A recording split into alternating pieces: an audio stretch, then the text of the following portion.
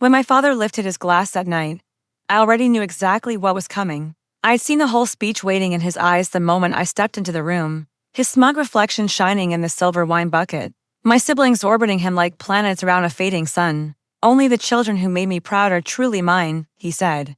The room burst into applause. The chandelier caught the gold in his drink, and for a second it looked like he was toasting the light itself, something pure and untouchable. Then he turned to me. "You can leave." Everything went quiet.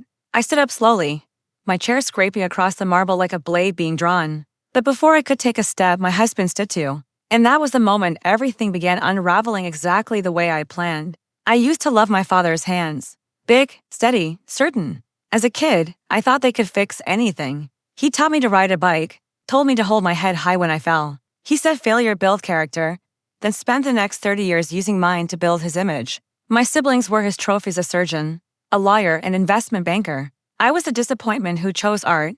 He said it was a phase. When my work sold, he called it luck. When I married Ethan, quiet, brilliant Ethan, my father said, "At least you finally did something right," with a smile that never reached his eyes. The betrayal came slowly, like rot spreading under fresh paint. It started with a bank statement for an account I didn't know existed, with Ethan's name and my father's. Then in a mail Ethan sent my father by mistake. "She doesn't suspect a thing." I didn't cry.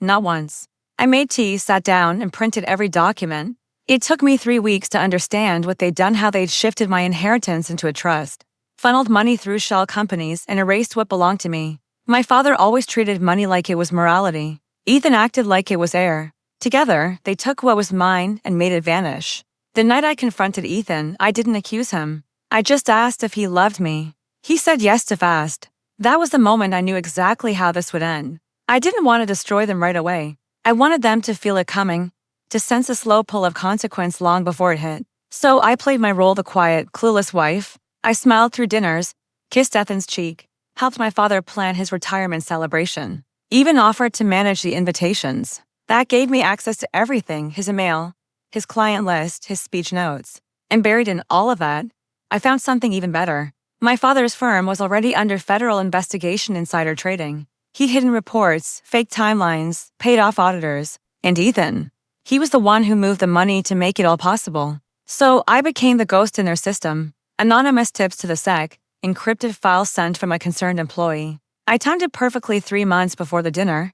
Long enough for the investigation to heat up, not long enough for them to trace anything back to me. Then I filed for divorce. Quietly, my lawyer knew to hold the papers until the dinner night. So there we were, my father's toes still hanging in the air, my family staring, and Ethan's hand hovering over mine, shaking. "Actually," he said, his voice cracking just a little, "we both have something to say." He pulled out a folded piece of paper. My heart didn't race, it waited. He started reading something about honesty, about transparency. But before he could finish, 2 men in suits walked in from the back. They weren't guests. They were federal agents. The silence that followed felt sharp and clean, like a cut.